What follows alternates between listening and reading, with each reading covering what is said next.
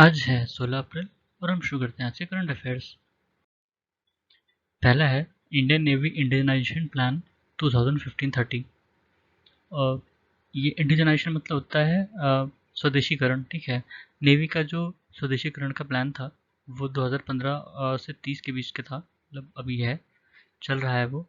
ठीक है, और नेवी में ही जो एविएशन है, मतलब जो भी वो हवाई जहाज यूज़ करते हैं, उसके लिए भी प्लान बना था 2019 से 22 में। ठीक है, उसके बाद ई दार पोर्टल। दार का मतलब है यहाँ डिटेल्ड एक्सीडेंट रिपोर्ट। ठीक है, जब भी कोई रोड एक्सीडेंट होता है तो उसकी एक रिपोर्ट जो है, डिटेल रिपोर्ट इस साइट पर अपलोड कर दी जाएगी। ठीक है, जिससे जो भी विक्टिम्स हैं, एक्सीडेंट के विक्टिम्स हैं, उनको एक कंपनसेशन मिलने में आसानी हो। ठीक है, उसके बाद ई संजीवनी ओपीडी। ये एक स्कीम है गवर्नमेंट की, जिसके थ्रू वो ऑनलाइन कंसल्टेशन, एक तरह से टेलीफोनिक या किसी और भी इलेक्ट्रॉनिक डिवाइस के थ्रू कंसल्टेशन दिया जा सके। ये नेशनल टेली कंसल्टेशन सर्विस नवंबर 2019 में लॉन्च की गई थी ministry of health and family welfare के द्वारा। ठीक है, इसमें इसका उद्देश्य था कि जो हेल्थ केयर सर्विसेज हैं पेशेंट को, वो कहीं भी वो हों, वो टेलीफोन के द्वारा उन्हें ये सर्विसेज मिल पाएँ।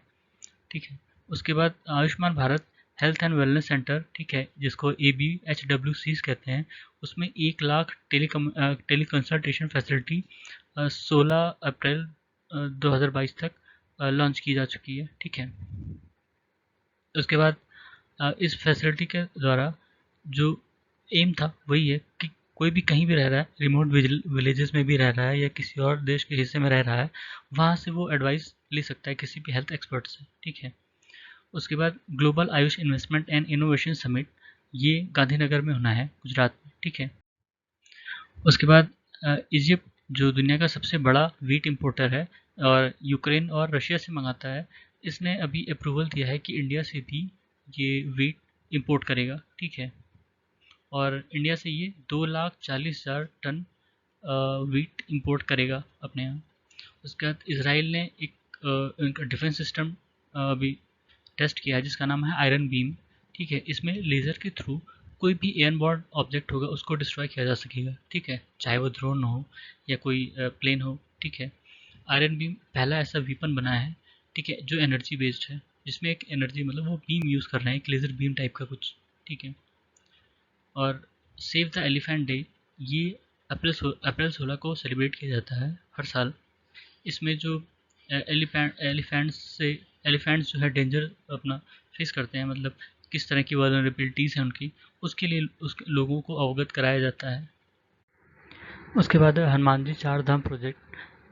इसकी अभी एक मूर्ति मोरबी में मोरबी गुजरात में है, वहाँ पे प्राइम मिनिस्टर द्वारा इनाग्रेट की गई। ठीक है, इसका जो पहला स्टैचू था वो 2010 में शिमला में इनाग्रेट किया गया था, और जो तीसरा है वो रामेश्वरम में बन रहा है। ठीक है, उसके बाद ऑयल बॉन्ड्स की बात हुई है। अभी बताया गया कि ऑयल जो प्राइसेस हैं ऑयल के, पेट्रोल और डीजल की, वो जो ऑयल बॉन्ड्स इशू किए गए थे उसके कारण कम नहीं हो पा रहे हैं। मतलब अगर सरकार कम कर देती है तो उनको नुकसान होगा, क्योंकि उन्होंने जो ऑयल बॉन्ड इश्यूज़ किए थे बहुत पहले, मतलब जो पिछली सरकारें थी उन्होंने इशू किए थे, उसका जो डेब्ट है, डेब्ट अमाउंट या जो पेमेंट अमाउंट है वो भी उनको देना पड़ रहा है। ठीक है, उसके बाद है बिहार गवर्नमेंट ने एक प्रपोज़ल भेजा है फिर से आर्कियोलॉजिकल सर्वे ऑफ इंडिया को, कि जो 40 किलोमीटर की साइक्लोपीन वॉल है राजगीर में, ये करीब 2,500 साल पुरानी है, इसको यूनेस्को वर्ल्ड हेरिटेज साइट में इंक्लूड किया जाए। मतलब